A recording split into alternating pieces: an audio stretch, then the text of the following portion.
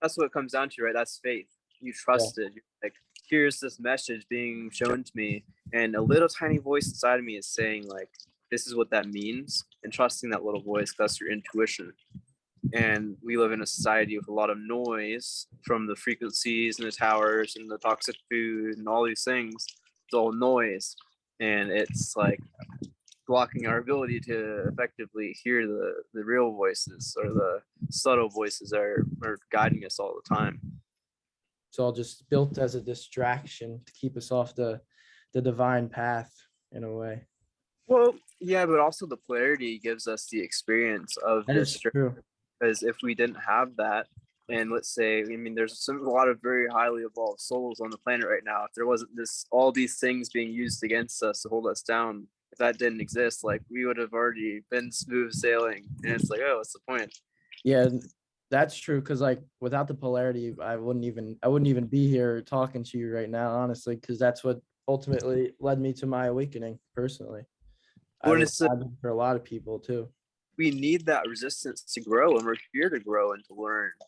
And so the polarity of the experience, however, whatever form it takes, it's here as a gift for us to process through, to grow through. It's like the caterpillar and the cocoon, like, they got to break their way out, but on the other side they're stronger. And so that's the thing, like, things are going to get intense. I mean, they're already intense, but they're going to keep getting more intense. And that's where these kinds of practices, us coming together, sharing, community, all these things are all the more important. Because but the beauty of it is, on the other side of that, when we make it through all the challenges and the hurdles we went through, like, we are going to be a force to be reckoned with, because then you have wisdom is applied knowledge, and it's experience, and it's like, wow, look what we went through, and look at the tools we used and we applied, and how we made it through this really challenging time as a collective. You need that chaos to bring about harmony. Like the same thing, like you brought up the yin and yang before, like you need evil to bring about good, masculine and feminine. Like I'm big into like the balance, like the Thanos snap of the Right. fingers. Like like maybe Thanos wasn't such a bad guy. Like he understood like that balance in the universe. Like Right. everything needs to be perfectly in order for it to come it to keep occurring. Like you need the evil forces for the good to fight against them, because the good wouldn't have anything to be good for if there was no evil.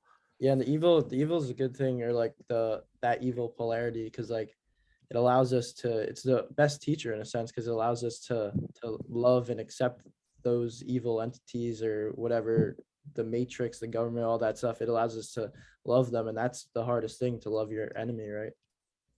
Right. Well, and to find that part of consciousness within yourself. And, if we're really honest with ourselves, like when we really look, we'll always find it. You know, loving your enemy, that's definitely difficult. So We'll find it within you, because yeah, you're in. exactly. And a healer I worked with recently, she had me, as a closing out to our healing session, kind of homework was to write out like a couple pages of, I am loving all resistance to all illusions. And so that creates a kind of interesting meditative state, because it's like we feel resistance rise up, and then it's like, well, it's all an illusion. So you kind of just get back to this little circle of nothing really matters, but at the same time, it all matters. So it's interesting. Because it's all destined to happen. It's always going to happen. It's going to happen forever. And it's Well, interesting you bring up that resistance. Like I find myself, and I'm sure most other people, like when resistance comes about, they try and fight it. Like people look at when they lose a game, like I play football, like we lose a football game and everybody looks at it as a loss, but like people don't look at it as a learning experience. Like right. everything's just everything's just sent at you, and it happens so that you can grow. And if you look at that as like, if you're grateful for those bad things that have happened or bad things that have happened, like then Yeah. you just keep going on the same path and growing from it. Yeah, nothing Right. good or bad in a sense. Well, that's where these tools that are coming about, like ice baths and the nail boards, which I have now. It's Yeah, like, what can you talk a little bit on that? Because I literally watched a video you posted with that girl that works with the nail board.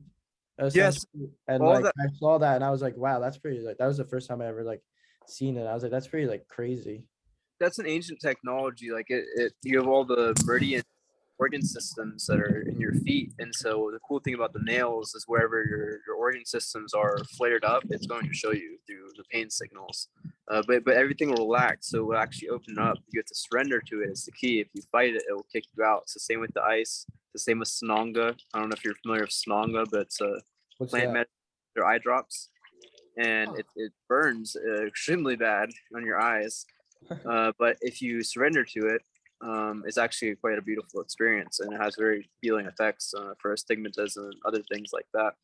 Um, but yeah, it's the same with the ice. Like you get in the ice bath, and if you resist it and you're like trying to fight the cold, like it's your ass. But if you're able to just like sit back into the witness that's experiencing everything, into your heart center, then you know there's an ease to it. And so that's what these things like the nail boards are for, is surrendering to pain. Because the deeper we can go into pain, we will, what happens is you enter a state of nirvana when you surrender, and you're feeling that resistance come, and you're allowing it to just kind of like be there with you, and there's no like no resistance. And so that's a beautiful thing to surrender. And so these tools, they teach us to do that. Yeah,